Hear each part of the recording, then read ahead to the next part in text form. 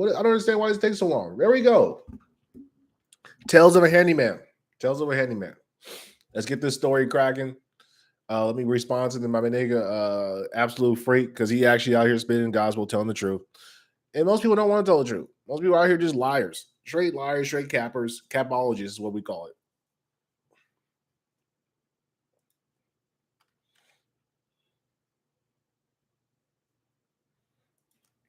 Nothing worse.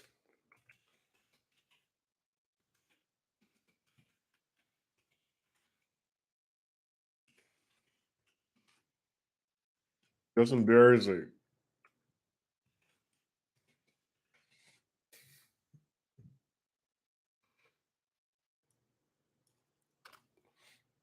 There we go. See, that's all I'm asking for in life. That's all I'm really asking for. Is for honesty. I just want to see honesty. So I want to tell you guys some stories because I only got maybe about 30, 40 minutes. I got to go mount me a television because, you know, we stay getting this money.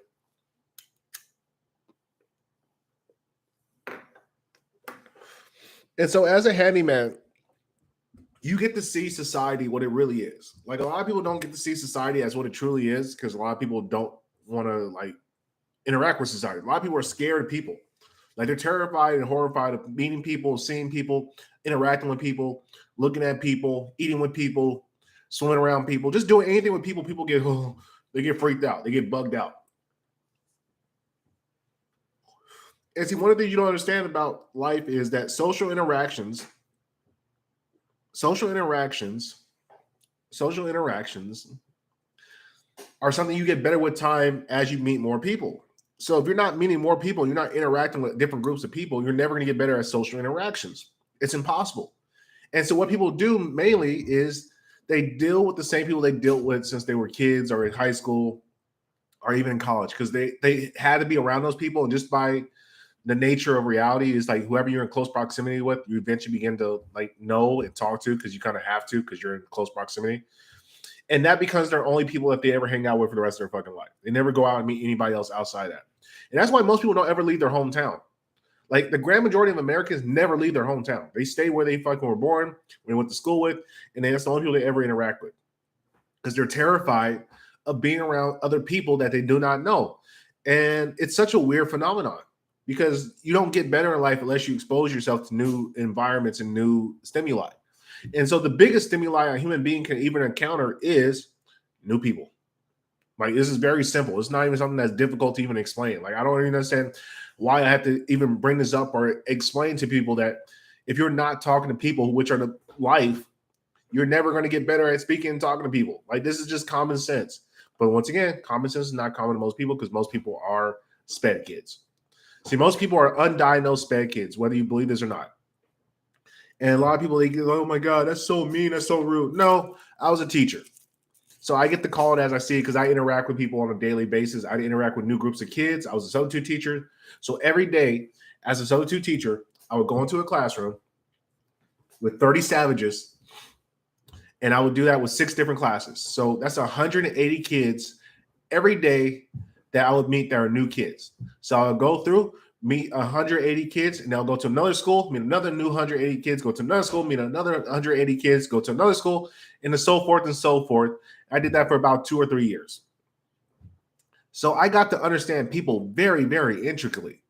And that's not even including all my other jobs where you're refereeing, tutor. I interacted with a lot of human beings over my lifespan. I'm only like 32. I can say I probably interacted with has to be at least somewhere within 10K of people, like new people that I just met. So I'm very easygoing when meeting new people. Most people are not. They don't have that ability. Most people, when they meet new individuals, they're fucking horrified. They're like, what if I don't think I'm cool? What if they just try to go on airs and try to impress people? And I read that shit like that. Like, okay, this motherfucker, he's a newbie. He's green to talking to people. And like one of the things I pride myself on, and it's not to suck my own dick or anything, but people say I'm fairly easy to talk to. You know why? Yeah, I got nothing to prove. I got nothing to fucking try to show you. I talk to so many people. Like I figure, hey, look, we don't work out. Shit, I'll meet another person. Shit, by the time I walk out the door and go out to the next venue. And most people don't have that type of confidence because they think they're so self-important because the only person they really ever interact with is themselves. Most people only interact with themselves. And that's why people start getting dogs, because a dog is the only person going to love your gay self. And I largely think the dog epidemic in America, which is what I'm calling it, which is all these inadequate people who don't have the ability to socially communicate with people, these socially awkward, inept people, they have to go get dogs because a dog is the only thing that's going to actually sit there and fucking deal with them because the dog needs food. So these people are naturally emotional, draining people, and the dog is the only person that can deal with them. And since the dog can't speak to him, doesn't understand shit, he's like, oh shit, well, I get food as long as I stay around this human being. So fuck it, I'll stay around this human being. And even fucking then, the dog gets tired of being around that person. So this goes to my next tale about the tales of Apex, the last Sannin of Handywork. And what makes this tale very spectacular is, if people don't understand, me as the handyman, I go to somebody's house that I have never met, never talked to, have no knowledge of it previously, every day, at least two times a day to 3 times.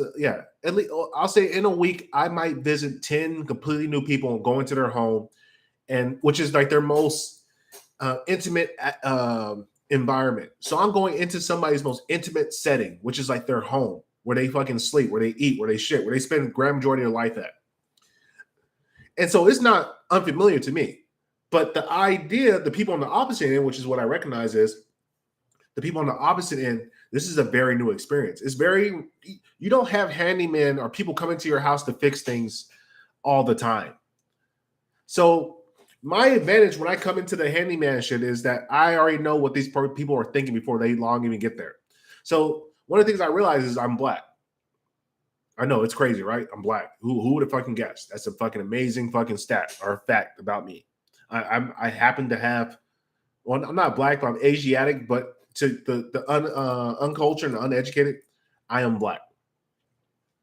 And so what I have identified is that black people have a particular connotation throughout society because of what people see on media. So a lot of people are kind of scared of black people. So I take a very, very big precaution to make sure I look very presentable, pleasant looking. I smell good. I look friendly. And I wear funny things like my fucking dry headband to ensure that people, when they meet me and they see me, they're not scared. Because that's the first thing I don't want people to be, is scared, because they see this huge black jack guy and they're like, holy fuck, who the fuck is this character? And so I wear the dry headband because it's like, what is he wearing a headband for? And then they ask me a question. It opens up the line of communication. And that's really the first step of becoming a handyman, is that you have to open up that line of communication. You have to be able to open up into the world, get them to open up to you. And the first way to do that is humor.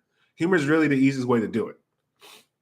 And so as I begin to learn about these the handyman game, especially when you're dealing with the dog mom is naturally a very fearful fucking woman. She's a very fearful creature.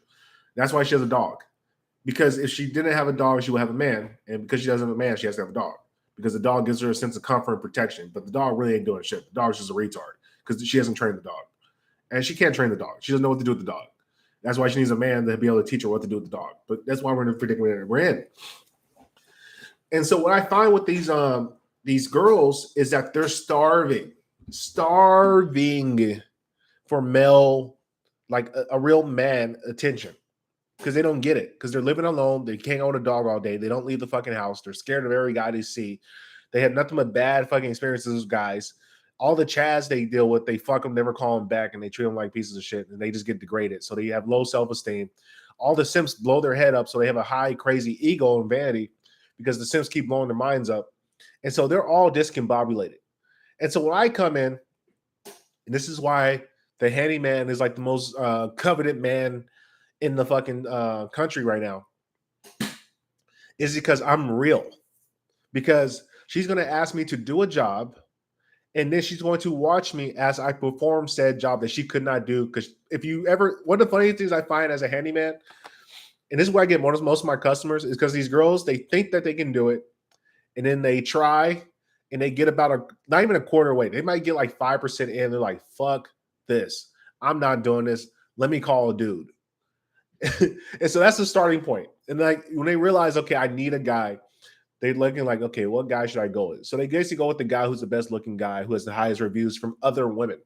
That's the key point. If you want your handyman business to succeed, you have to get reviews from women because women understand what other women are saying.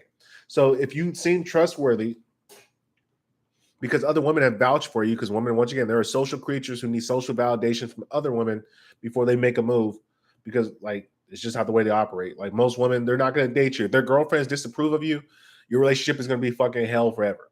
And since most women are hating ass women, your relationship is always going to be hell because most women hate other women being happy with a relationship. So chances are your relationship is going to break up if your girl has single friends, especially the fat single friend. The fat single friends that make sure everybody stays single so she can bring everybody in the group down. But that's besides the point. So as you come into the job, she's kind of naturally weary and she doesn't know who you are. You're this strange guy that shows up and you're jacked and you sound intelligent. You talk and you explain, okay, what do I need you to do? What do I need to do for you? Blah, blah, blah. And so she's talking to you, and little by little, she's falling in love with you because you're giving her some direction. She's like, look, I have this problem. She's like a damsel in distress. This is like a modern day like pirate / knight shining a knight shining in whatever, shining in shining armor, whatever the fuck. Because she can't solve the problem. She can't do it. She tried and she gave up, and so it needs to get done, and she doesn't know how to do it. So what she's going to look to do is find a guy to do it. And so that's when you come in as a knight in shining armor. And so you ask her questions. Well, what do you want? Well, I want this thing done. Okay. Where do you want it? How do you like it? And this is a very key pivotal moment. So she's really feeling it. She's just going to default to you. I'll just trust your expertise. And that gets the panties wet. As soon as she's like, I'll just turn it over to you, you got her. Like she's in love. Because like women just want to be able to rest and feel and not think about shit. They just want to be like, there's a problem. Like there's a spider. And what most guys do when the spider comes out, and they're like, well, how should I kill it? And then as soon as you ask her how you should do something, she instantly fucking loses her fucking her fucking vagina just zips up. But she says there's a spider, or she just points to it and starts freaking out, and you just go like a man and just fucking smash the shit, clean it up, and throw it away. Instantly, her panties go wet because she didn't have to do anything. All she had to do is point out a problem, you solved it, and now she's happy. Now she wants to reward you. And that's really what the handyman game is about. This is why it's such a fucking turn off. And this is why this is why it's such a turn on for women. Because as the handyman, once you're solving the problem, she sees it getting done and like you're not saying nothing, you just focus on the work, focus on the task, and she just gets to sit there and watch you do it. She gets turned on because she's like, oh, I wonder how I can reward him. And see, this is the pivotal moment for most guys where most guys falter. Because what she's going to try to do is try to give you pussy. She's going to try to give you a bit of ass because at first she doesn't really want to pay. Like she's willing to pay, but if she can get away with just having sex with you for it, that's really like her natural instinct because it's like biologically programmed instinctually into most chicks. But your job as a man is to basically be the man and say, look, it's going to cost you this much. I greatly appreciate you, and go about your business. But this is where most guys falter. And this is when I say most guys are pussy fiends. Most guys, when presented with dollar bills or cheeks, they go with cheeks. Because and once again, it's really more so of a primal nature thing. Because the grand majority of men, like money's not real. Money's a fictional thing in your mind that you believe is real because it's been socially programmed into all of us believing here's this currency and change. This is what we use. Blah blah blah. But we take the shit back to the caveman days. The only thing a woman really had to offer a guy back in the day for doing some crazy shit was to offer her body. And like, since there was no real currency, like she didn't really have gold or anything like that, most guys have been biologically programmed. Like once you complete a task for a woman and she wants to reward you, typically all you're going to take is some type of sexual favor. This is like day zero mankind. It's how the system has always worked. And if you guys ever read the book, The Wall Speaks, perfect example of this, because The Wall speaks about how women reward frame men who execute and take care of tasks. They reward them with fucking vagina. And like all your problems in life can pretty much be solved if you just retain that frame. If you retain the natural instinct of a man, which is an animal, then you're going to get pussy. Like it's almost inevitable. It's impossible to not get ass if you are problem solving for women. That's the one thing that turns them on more than anything.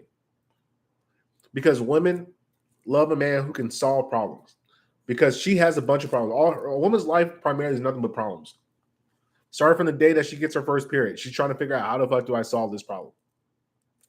Like, how do I can't move things. How do I solve this problem? And she doesn't know how to solve it. So she has to find a man to do it. And that's why they get so wet when you fucking solve shit for them. When you just know how to do things. Like when she just points it out and she doesn't have to explain, and you can just look at it and say, okay, I see what she's talking about. Let me go fix it. And if you do it like it's nothing, like this is just easy, she falls even more in love. And that brings me to my topic about how I got tested in as a handyman yesterday. So I got tested yesterday as a handyman. There was this a young lady. Well, she's probably like in her late 30s, probably late 30s.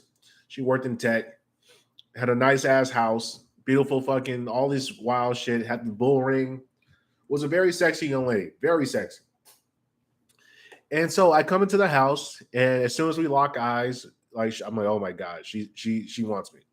And I'm not one of these guys that thinks he's just like the greatest thing on the planet. Like I think I'm good. I think I'm a higher percentage than most dudes because I try harder and I do the basics, which is really that's all it takes to be a top 1% man in today's age. Is like just work out, read a little bit, write a little bit, drink water, hold a steady career, and try to run a little side business. If you can do that, then for the most part, you're going to be a successful top 10% guy. Like it's that easy in today's age. There's no. It's not like you got to go to war, have conquests, and do all this other bullshit. It's like really just hold a job, have a business on the side, stay in shape, speak well, right? You're all right. And so anyway, this chick is just fucking trying to jazz me up, and she was already sauced up when I pulled up, like just ridiculously sauced up. I think she was probably 1 or 2 cups of wine in already. And so she's doing some work in the backyard. She got her Daisy Dukes on. She has like a little bikini top and like one of those like shirts that kind of just hangs over. And so anyway, she's playing some Mac Miller. I'm like, oh, this is pretty dope. I'm liking the vibe. And we just chilling back there talking. I'm working. And eventually she takes the shirt off because I'm pretty sure she's like, it's my house. I can do what I want. And that's nothing you guys got to understand as a handyman. This is dangerous territory. Because remember, you're in her territory. This is her domain. So she can really act and do whatever the fuck she wants to do. It's up to you to lead. You have to be the man in the situation to get the fuck out if shit gets too hairy. Just said, fuck the money, I'm out.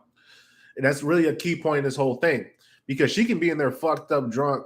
You have to be fucking of sober mind and be weary and pay attention and not fall for seduction. Because they're going to try to seduce you. The whole time you're there, they're going to try to seduce you. They're going to tell you how great you're doing, how much they really enjoy watching the work. They're going to tell you how thankful they are for you. They're going to give you all the signs that say, man, I should really jump on this. And that's what they want you to do, because as soon as you jump on it, it's likely going to either be a lawsuit or she's just going to try to pay you in pussy for the rest of the time. You're never going to get paid money again. You're going to get paid in fucking ass cheeks. Who the hell is texting me? 1 second.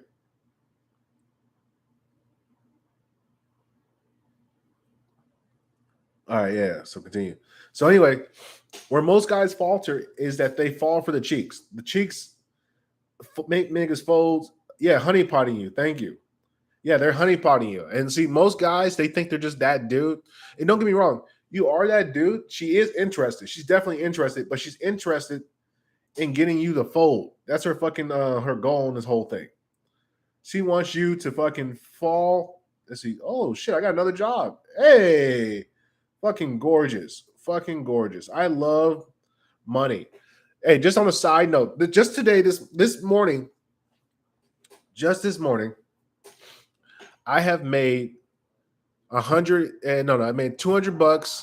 I'm about to go make another 150.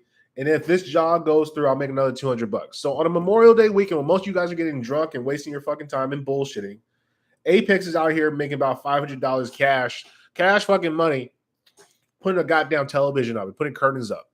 So tell me, how bad do you want it in life? Really? Like at this end of the day, how bad do you want it in life? Most of you guys don't want it in life. That's why you're fucking failures.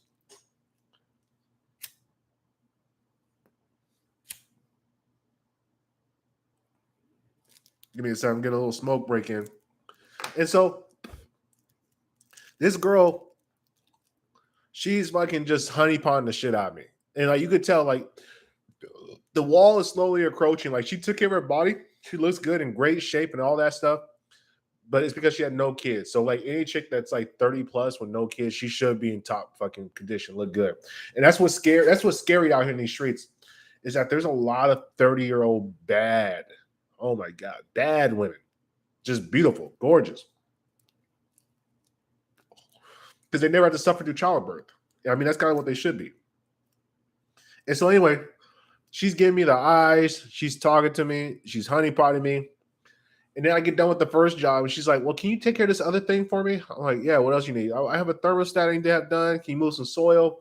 And then I got some things in my bedroom. If you can help me out with that when you're done with everything, I would be really grateful. And I was like, "Hold up a second. That sounds like a trap. That sounds like a trap to me." See, Apex, I learned something with this handyman game because I made one crucial mistake. I fell for a honeypot one time.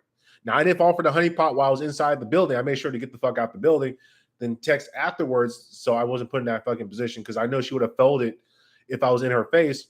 But see, I like to test girls on the phone because that's when you see the real them. See, most girls are cowards. And in person, 99.9999999% of the time, if you're a good looking Chad with a square jaw, a girl's gonna fold in front of you in person. You can almost do anything you want to do with a girl that's in person. If you just ask her, like, "Hey, baby, it's just me and you." She has nobody else around. She's gonna default to you. Chances are. But when you get behind the phone and you kind of talk to her behind the phone, that's when you find out who the real her is, because that's what her societal image is.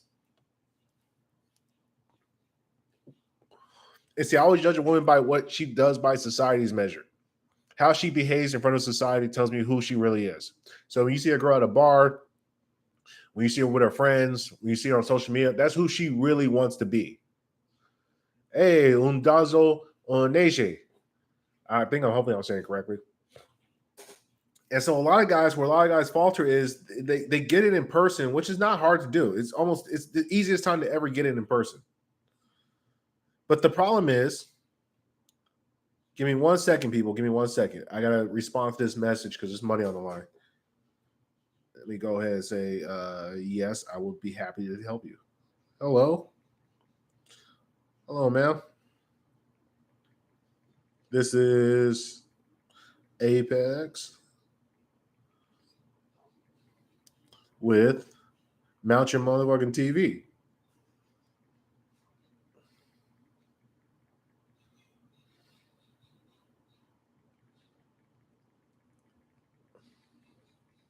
I'll be happy to service you today.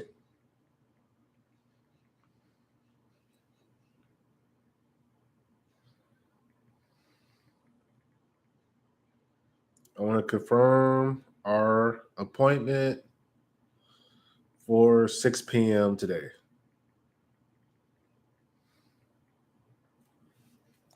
All right, good. So we got our money taken care of. See, let me tell you guys something.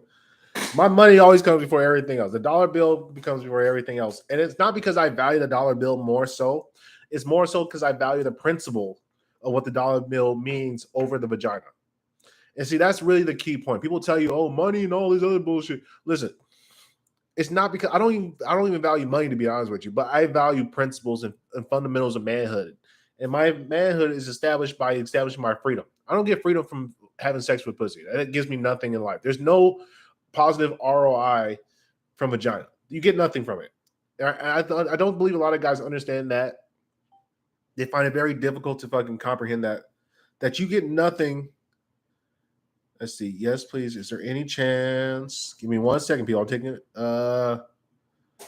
Let's see. Give me a second.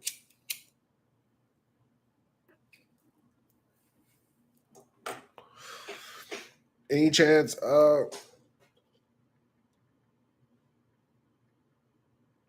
Maybe 4 p.m.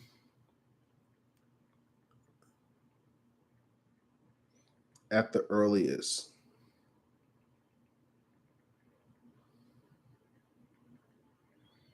I have a 3 p.m. appointment. All right. Sorry, people. I'm taking care of business. See, once again, I'm not one of these Andrew Tate lying ass fucking manosphere guys. I'm actually in the field doing real work.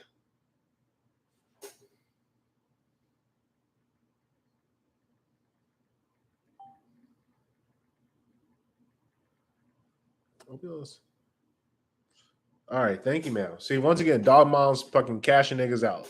She's like, fuck it, I'll pay extra for you to come out and do it right now. I say, you know what, nigga? Fuck it. I'm just doing YouTube right now. And see, that's what I'm trying to tell you guys. I'm actually in the field doing legitimate work. Your average person is not doing any real work. Your average person is just, and thank you. What's his name? The guy that was on thing, whatever, blah, blah, blah. But the average person, they're bullshitting you. They're not actually in the field. When you're actually in the field taking care of real legitimate business, you don't got time to be on social media doing fucking all that kind of bullshit that they do. Running around doing all these podcasts. Why are you doing all these podcasts for? What are you doing with your time? You have 3 hours every day to talk to fucking random, like Fresh and Fit. I laugh at these guys. So you're telling me you have 3 hours to sit around and talk to these women that clearly don't give a fuck and don't want to be saved? They're laughing at you. They look at you guys like clowns. Like, thank you for bringing on our show and giving us free alcohol and letting us make a fool of ourselves. Like, we give a shit. Like, we do way worse things on social media than what we're doing on here. If anything, this is going to just only increase our fucking fanship. But anyway, this girl tested me, man. She took me to the brink. I felt like Muhammad Ali versus Joe Frazier in the 7th round. I was getting battered. I was taking shots. My ribs were cracked. I was hurting. Y'all. And I you know what? I escaped. I got out. I did my work. I got out unscathed, made my dollars, and moved on with life.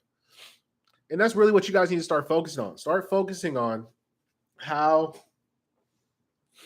to increase your dick discipline. You guys got to figure out how to be better men and don't fall for the pressures of vagina. A lot of you guys are falling for the pressures. And that's one of the things the handyman game is going to teach you, because the handyman game is going to do one or two things. It's not enough. It's about the intangibles more so than anything. It's more about the intangibles. Because listen, it's not about how skilled you are. It's not about your marketing.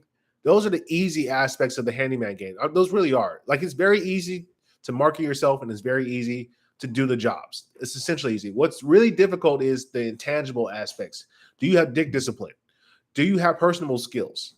Can you have the resolve when you fuck up something to work through it and get better and not just give up and fucking flee?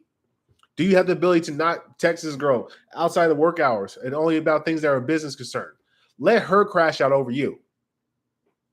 And listen, if you're going to get some booty from as the handyman guy, she needs to freaking give it to you. She has to come into your world. She has to say, look, I really love you as my handyman, but I really want you as my man. And you have to make her fucking admit it. And she has to speak and vocalize it and tell you, I want you. If it's not that situation, you're only going to fuck your money up. And you're going to find yourself in a world full of hurt. I highly recommend the handyman game will teach you different lessons and principles about life that you never would have assumed ever existed. And that's one of the things I've really garnered and taken from this experience for over the last year or so that I've been doing it, is that, like, it teaches you about manhood. Currently waging away. It's okay to wage away. Nigga, I was a wager to fucking, I'm still, well, yeah, technically waging. But nigga, I was waging to 31. It's only in this year that I finally got to the point where I can start making my own dough and I'm being moderately successful with it.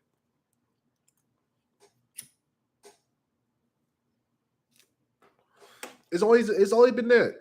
For the most part of my life, I spent waging away, hustling, doing side jobs, refereeing, so to teaching, trying to figure my way out. And that's okay. That's part of manhood. You don't want to get it all so early. I laugh at all these guys that, like, I'm being successful at 20 and 25. If you don't have success by 25, you're a loser. And also, before we say anything about losing, can we please get these likes up? There's 8 people in here. I only have 1 like. Like, you guys make it very difficult for a nigga to want to keep doing these for you. Because I don't need to do it. I really don't. Like, to be honest with you guys, what's good? What's up, Ian? I really don't need to do. Thank you. Just bring the likes up a little bit.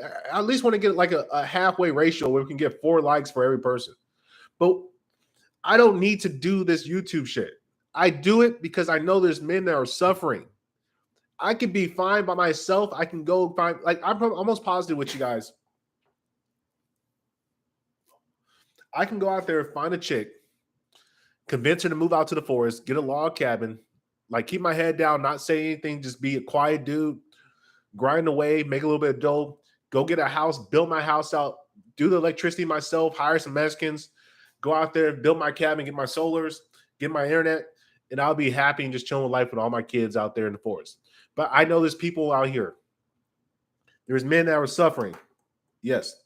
Oh, I got to get going like in we'll say about 10 more minutes. I can run this stream, 10 more minutes or so. I got to go out and knock out another job. But I do this for you guys because there was nobody to help guide me through this game.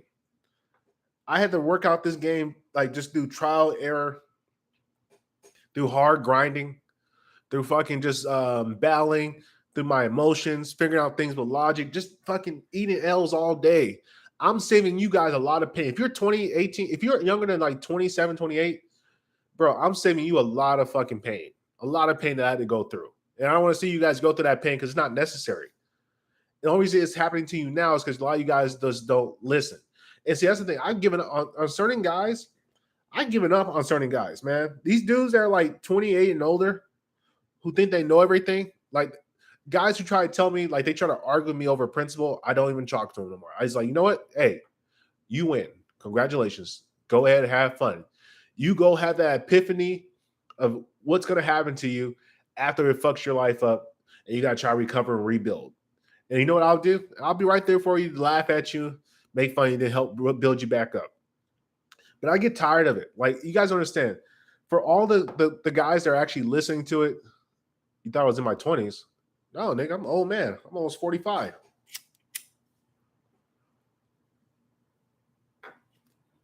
I don't know why you niggas think I'm in my 20s. Nigga. See, this is why I'm telling you guys. I'm a real dude, man. I take care of myself. I might smoke, but smoking is like a recent thing. I just started doing this maybe like 30 years ago.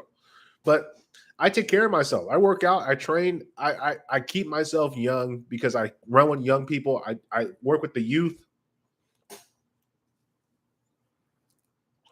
I keep a positive spirit. I never stop playing. And I just keep doing life. Yeah, tobacco only. I don't smoke weed. Don't smoke weed. And so what I try to preach to you young guys and what I'm trying to help you guys understand is like there are principles in life. Like there is hard set principles in life that if you choose to not acknowledge and you choose to go past that fucking roadblock that says, hey, look, this is a roadblock that is a principle. If you run through this principle, you're going to crash your car. And most guys are like, well, my car is indestructible. It's never going to happen to me. I'll be okay. And they fucking hit that roadblock, blow their shit up, and then they're mad at the world because now they're in a fucking fucked up situation. And I look at these guys like, you're a clown. You're a dum-dum. What would I do if I was 21 again? Oh, my God. If I was 21 again, let's see. Am I 21 with the knowledge I had at 21 or am I 21 with the knowledge I have at 32? Can you answer me that, Sean? Because those are two totally different questions.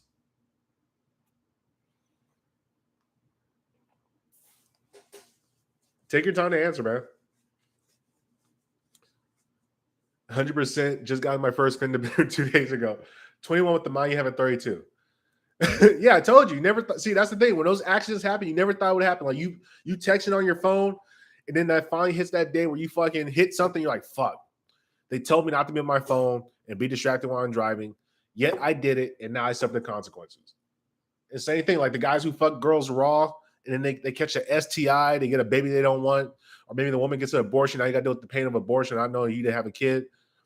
And it's like, man, they told me don't have unprotected sex, don't have premarital sex. And I did it anyway, and now I'm suffering the consequences. Or this girl decided to just try to fuck my life up for a rape crime, whatever. So if I was 21 and I had the knowledge I had at 32, the first thing I would do at 21 is I will learn how to. I would start to fight. Like I would definitely be in some type of combat. I will invest in that. I will be using kettlebells, clubs, maces to train. I would journal every day. That's probably the most important thing. I would start to journal every day. I would be running every day. I would leave women alone. Unless a girl came to me and was like, I'll get to that question, Wanty. I'll get to that question. I would just leave girls alone. Yeah, man, I'm 45 years old. But yeah, I would leave girls alone primarily. I wouldn't even like really mess with girls. Like I would already know that this is not going anywhere. Like I would maybe go on one date and just test them out, but I would not really try to pursue. I would just say like, okay, if she wants to be a part of my life, cool. She's a part of my life. If she doesn't, whatever. I would not be so wrapped up in trying to find a girl. That would be probably the biggest thing. I would move out. I would definitely have been into the construction game, starting the trades. Yeah, I would definitely have some type of hard trade, something I can do. I would buy a tool set, learn how to do basic handyman things, like just doing basics like putting together furniture. I would get a pickup truck. Let's see what else I would do. And I would definitely be working with kids in some capacity. I would make sure I have to work with kids in some capacity. And then I would start my own YouTube channel and document my process of what I'm doing. And really more so of a self-therapy thing. I would talk to the camera like I am now to see my growth over time. I wish I would document a lot more things as I was younger so I can really go back and see how much growth I have. Like I have like Google Drives of me typing things from different ages, but I was never consistent with it. I have like some journals, but I would definitely have just documented and kept all that shit. So I can look back on it and just kind of laugh and chuckle and see like the growth of myself from those ages. And then also I would go and I would seek an older guy, like maybe a guy who's like a decade older than me, just to help me out with some things. Yeah, good job, man. Because I'm telling you, you're gonna grow with time, and everything you do, you get better with time. I know you're doing this to help, but this is even more valuable than you know. Thank you. I greatly appreciate it. It makes me feel good to know that I'm helping some young savages out. So you guys not just all lost in the world. Like I was with a young kid today, and like I felt so bad because he was like he was at his home and just no guidance. Like I was putting up his curtains in his room. I was like, hey young man, you want to put in the last hole? Like, because I have my drill, like I did all the rest of the curtains. I had one hole. I was like, here, I was gonna have you do and have you yeah, see, yeah, thank you. And I basically had him like, I was gonna ask, like, hey man, you can put the last hole in, and that way you can like say, like, hey mom, I did part of it. He's like, no, I'm cool, I don't want to do it. And he just went back to his video games. I was like, damn, that kid's not gonna make it. I was like, fuck it, he plays sports. That's the even crazier part. Like he actually does shit. Like he's actually an active kid. He plays sports and he didn't want to fucking try to use a power drill. It just shows like the kids of today are beyond they're just not enthused about life. They just don't care. They don't really, yeah, kid's not gonna make it. Not gonna make it at all. And like he just asked me, like, did you watch the latest sports? Like, do you know that the Celtics are playing the Heat in game 7? I was like, bro, I even know basketball season's still going. I hate to tell you this, man, but like I just don't care anymore. I don't care about watching other guys put a ball into the fucking hoop.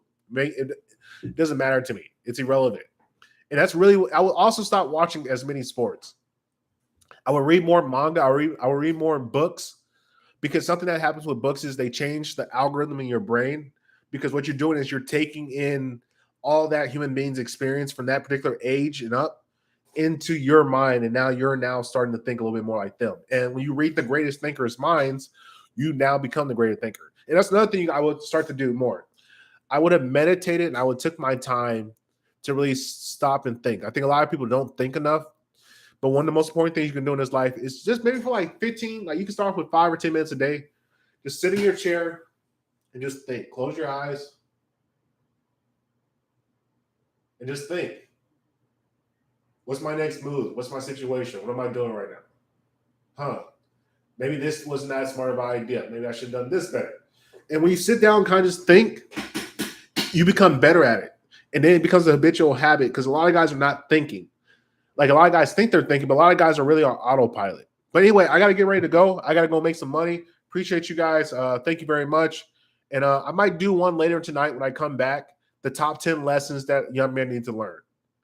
I'm in tech. Would you say that I should learn something handy? Bro, the digital world is crashing out. Go fucking learn how to use your hands. Because the only thing that's going to be left for guys, hey, listen, and with the digital world, it's not even that so much like AI is going to get rid of your job, but it's going to be a chick that gets rid of you. You're going to get fired by a chick or a bitch ass fucking middle management guy. Because that's really, like, if you're really a Chad are a real solid dude and you're in like an office workspace, all the guys are going to team up and hate you because all the women are going to start to love you because they're going to be choosing. Because once again, it doesn't matter where you go, whenever there's women within an environment, it instantly becomes a dating scene, a sexual marketplace. It just automatically does. It's unavoidable. And naturally, guys are unless guys are really a dude, unless he's really a dude, he's gonna hate on you. He's gonna be playing here. He's gonna start dirty macking. He's gonna try to figure out a way to get you fired. I'm telling you, I've been fired from every job I ever worked at that required like me to have an HR or office, either by the woman getting mad because I didn't want to get with her, or from a guy just being a hater and fucking teaming up on me, trying to show bad work performances. No matter what the situation, I always get fired. So I realized that very long ago. I'm getting too powerful, and I talk a lot of shit on the internet, and people are gonna fucking be booty hurt. So let me get the fuck out before I get in a situation where I can't get out. You know what I'm saying? Anyway, go ahead, get the money. Yeah, hey, that's what happens, man. God gives his fucking, or the universe gives his toughest battles to his best soldiers and warriors. And guess what? I'm a goddamn warrior, nigga. I'm ready for war at all goddamn times. I ain't going out like no hoe. And that's what niggas need to understand. It's better to die on your feet than fucking be kneeling on your back, taking it like a fucking bitch. Gang.